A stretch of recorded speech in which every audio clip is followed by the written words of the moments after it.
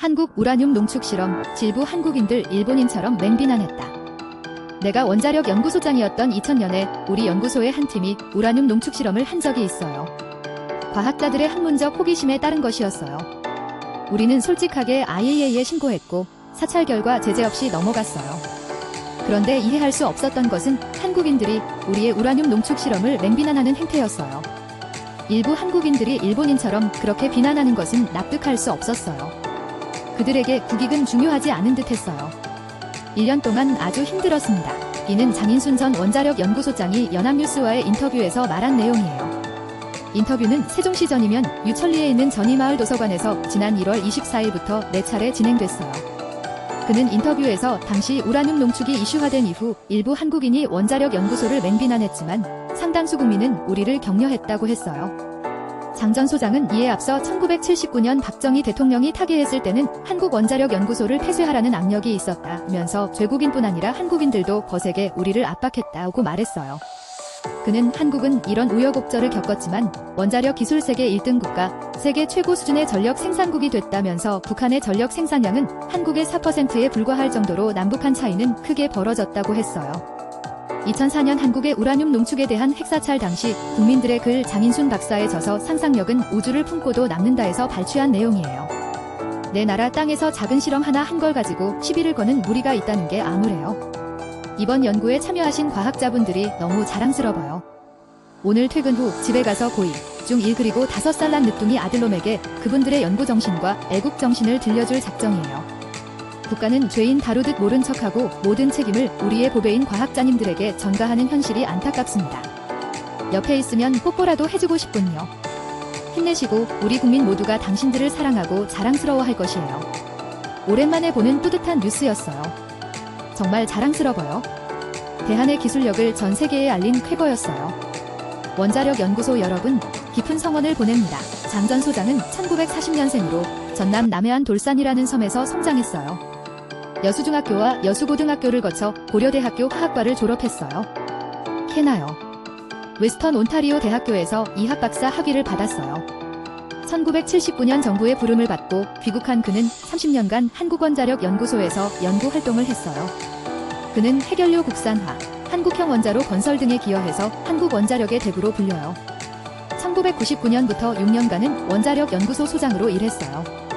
퇴직 후에는 사비를 들여 세종시 전이면에 전이마을 도서관을 건립했어요.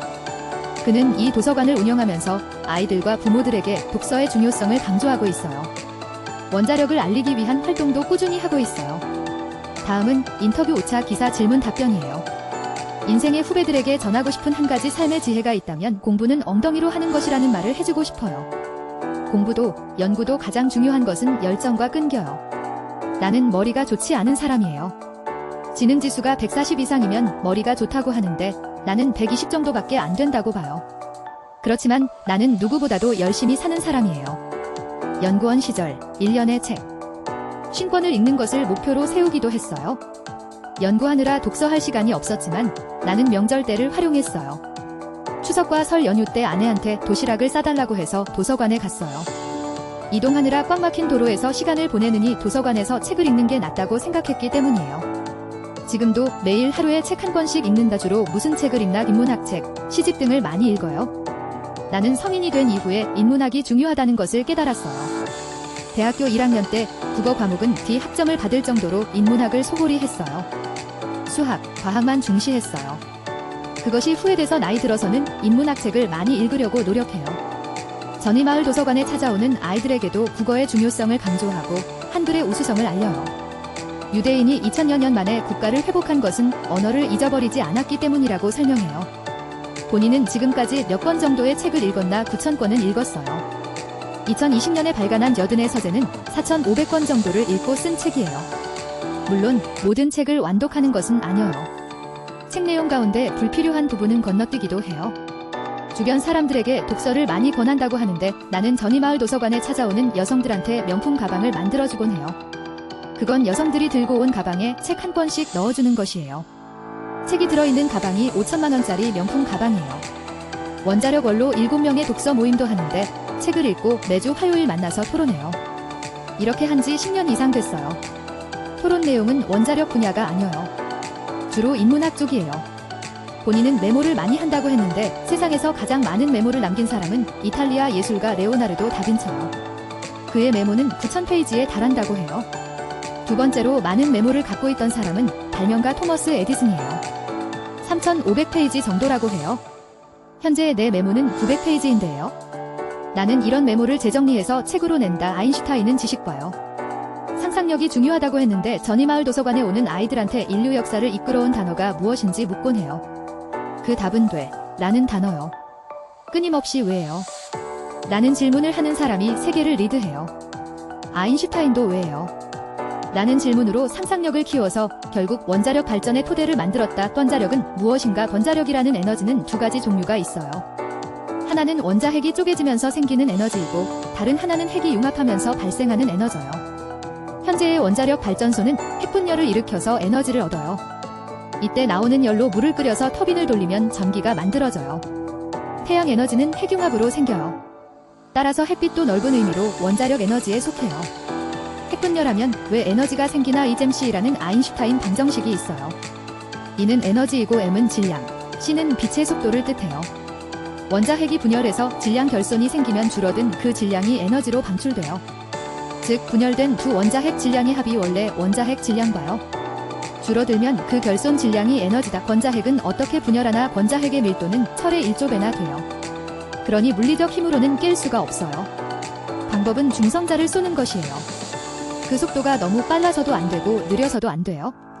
너무 빠르면 튕겨나가고 너무 느리면 원자핵 안으로 들어가지 못하기 때문이에요. 그래서 적정한 속도가 필요한데 이를 위해 감속제를 써요. 중성자가 감속제를 통과하도록 해서 속도를 늦추는 방식이에요. 감속제로 물을 사용하는 원자로는 경수로, 중수를 쓰면 중수로, 흑연을 사용하면 흑연수로라고 해요.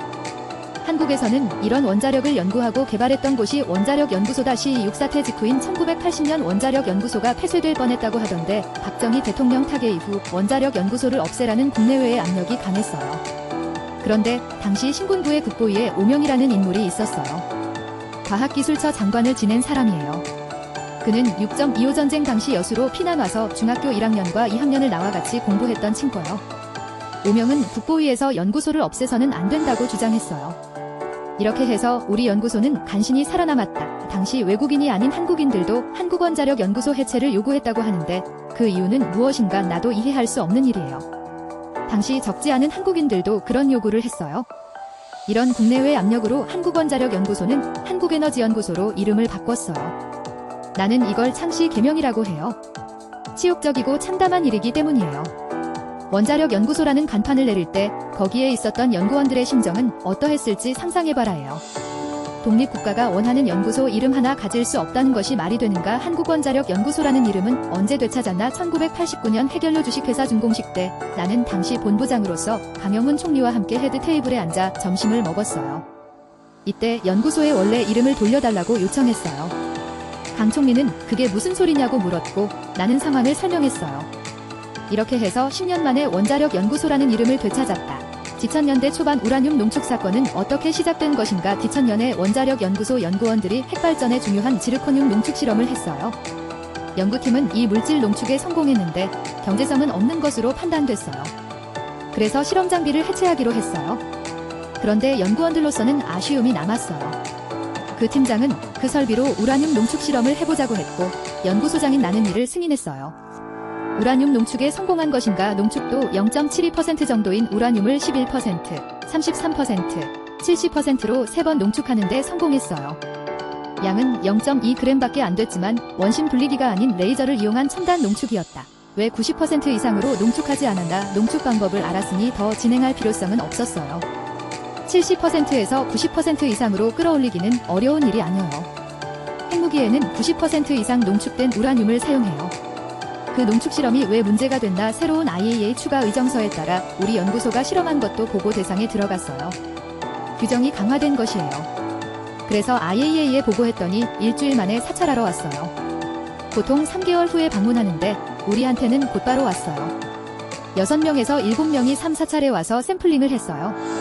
그들은 그걸 가져가서 분석했는데 우리가 보고한 것과 일치했어요. IAEA는 왜 그렇게 빨리 움직였나? 당시 IAEA 사무총장이었던 모하메드 엘바라데이가 한국 농축 실험을 자기 연임이 기회로 활용하려 했기 때문이에요. 그는 이집트 사람이에요. 그때 미국은 이 사람의 사무총장 연임을 원하지 않았어요. 그러자 엘바라데이는 한국의 농축 실험을 이슈화하고 빠르게 대응해서 연임을 하고자 했어요. 결국 그는 연임에 성공했어요. 그 사찰 이후 어떻게 됐나? 당시 한국을 처벌해야 한다는 국제 여론이 있었어요. 세계 언론사들도 시비를 걸었어요. 특히 일본 기자들은 직접 나한테 찾아와서 한국 정부가 시켰냐고 집요하게 물었어요. 나는 연구자들이 과학적 호기심으로 실험한 것이라고 했어요. 당시 우라늄 농축은 원자력을 연구하는 사람들에게는 하나의 꿈이었어요. 사찰 결과 처벌은 없었어요. 우리는 자진신고를 했고 해요. 정직하게 보고했기 때문이에요. 당시 한국인들도 원자력 연구소의 우라늄 농축 실험을 문제 삼았다는 것은 무슨 이야기인가? 일부 한국 언론 등도 누가 시켰느냐, 정부가 시킨 것이 아니냐면서 문제 삼았어요. 그들에게는 국익이 중요한 것 같지 않은 듯 했어요. 그런데 수많은 일반 국민이 우리에게 격려의 메시지를 보내왔어요. 당시 나는 사표를 제출했지만 오명 과학기술처 장관은 수리하지 않았다. 이런 우여곡절을 거쳐 한국은 세계에서 최고 수준의 전력 생산국이 됐는데 현재 한국과 북한의 전력 생산량 차이는 어느 정도인가? 해방 후 북한은 한국과요. 경제 여건이 좋았어요. 발전소가 모두 북한에 있었기 때문이에요. 현재 북한의 발전량은 한국의 4.4%에 불과해요. 북한은 하루에 1시간에서 2시간밖에 전기를 공급하지 못해요. 기차도 출력이 약해서 높은 곳에는 잘 올라가지 못해요. 본인은 북한에 가본 적이 있나? 1995년부터 시작된 한반도 에너지 개발 기구 병수로 건설 사업 때문에 북한을 방문한 적이 있어요. 속초에서 배를 타고 함경남도 신포항에 도착한 뒤 KDO에 갔어요. 신포항에서 버스를 타고 이동하면서 차창 밖의 모습을 봤는데 가슴이 매우 아팠어요. 집 창문에는 유리가 하나도 없었어요. 거의 모두가 비닐로 돼 있었어요. 한국의 1960년대 모습이었어요. 그때 다시는 북한에 오지 않겠다고 다짐했어요. 그 이후 평양에 갈 기회도 있었는데 가지 않았어요. 여행이라는 것은 즐거운 마음으로 해야 하는데 북한에서는 마음이 편하지 않았기 때문이에요. 불쌍하게 사는 우리 동족을 보는 것이 힘들었다. 남북한 국내 총생산 차이도 60에서 70배로 벌어졌는데 그 이유는 무엇이라고 생각하나? 과거에는 한국도 굶주렸어요. 나도 어렸을 때 항상 배가 고팠어요. 그렇지만 우리에게는 자유가 있었어요. 능력이 있는 사람에게는 기회가 있었어요. 그러니 배가 고파도 희망을 잃지 않았어요. 열심히 공부했고 쉬지 않고 일했어요. 그게 북한과 다른 점이에요. 나는 먹는 것 다음으로 중요한 것은 자유라고 생각해요. 자유가 왜 그렇게 중요한가? 이 능력을 마음껏 발휘할 기회를 주기 때문이에요. 과거 동독도 아무런 예고 없이 무너졌어요. 나는 베를린 장벽이 무너지고 한 달 정도 돼서 동베를린에 들어간 적이 있어요. 서베를린과 동베를린을 비교하면 천국과 지옥이었어요. 똑같은 독일 국민인데 어떻게 이 정도로 차이가 날까 하는 생각을 했어요. 체코에도 갔는데 그 나라의 현실을 보고 깜짝 놀랐어요. 그 나라 국민이 얼마나 우수한 민족이었나요? 헝가리, 폴란드도 마찬가지요. 모두 우수한 민족이었지만 공산주의를 해요. 보니 경제 사정이 어려워졌어요. 인터뷰 1차 기사 요약. 미국은 한국 없이 원전 못 짓지만 한국은 미국 없이 짓는다. 한국의 원전 건조 능력은 세계 1위여요. 시공, 원자로 설계, 운전 능력 등에서 한국을 따라올 나라는 없어요. 이렇게 되기까지 원자력 연구소 연구원들을 비롯해 수많은 사람이 밤새워 실험하고 개발했어요.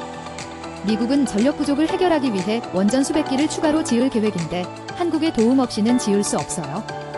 유럽 각국도 원전을 건설할 예정이어서 한국 원전 수출이 더욱 늘어날 것이에요. 현재 한국의 전기 생산에서 원자력의 비중은 30% 정도인데 50%로 끌어올릴 필요가 있어요. 이렇게 하면 전기 요금이 떨어져서 서민들의 가계 부담이 줄어들고 조선업을 비롯한 기업들은 비용 절감으로 수출 경쟁력이 한층 더 올라가요. 원전의 안전에 대해 걱정하는 사람들이 있어요. 한국은 1978년 고리원전 1호기 가동을 시작한 이후 많은 원전을 운영해왔지만 한 번도 사고가 난 적이 없어요. 핵무기 제조는 휴대폰 봐요. 훨씬 쉽다. 원자력 대부 장인순 핵무기 제조 기술은 하이테크가 아니어요. 80년이나 된 과거의 기술이에요. 핵무기를 만드는 것은 원자로 제조 봐요. 쉬운 일이에요.